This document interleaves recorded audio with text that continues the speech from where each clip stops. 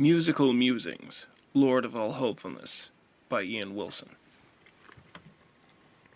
When I was asked to write musical musings, I initially said yes.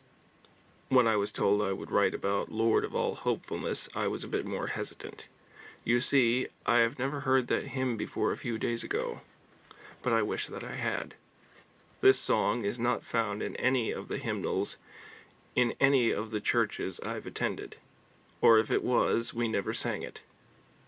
I don't know why. Having listened to it now, I see literally nothing wrong with this song at all.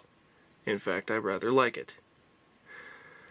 The tune is the same as used for Be Thou My Vision, which is one of my favorite traditional hymns.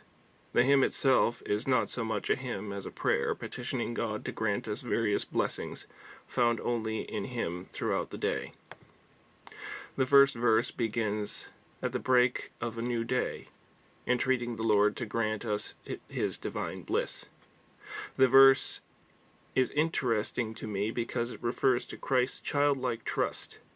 It reminded me of a passage from G.K. Chesterton's Orthodoxy, in which Chesterton refers to God as childlike, in that He never grows weary of things being done exactly the same way, day after day. It's true, God is timeless, and lives in an ever-present now.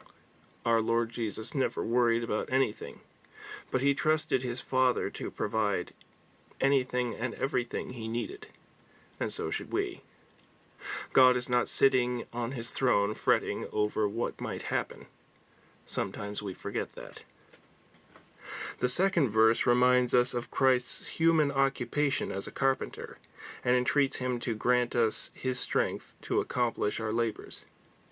This is useful to remind us that whatever task we find ourselves, we should do all to the glory of God.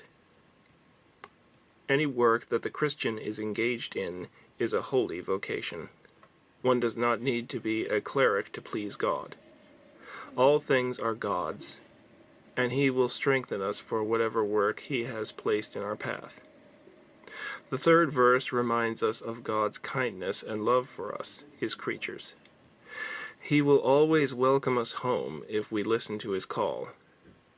I am reminded of the parable of the prodigal son.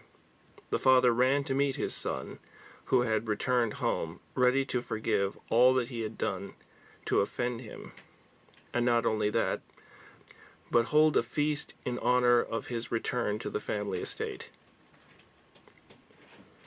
What a loving God our Lord is. The fourth verse teaches us that our Lord Jesus is a source of peace and tranquility. He is our peace, peace with God the Father, peace with our fellow man, and peace with ourselves.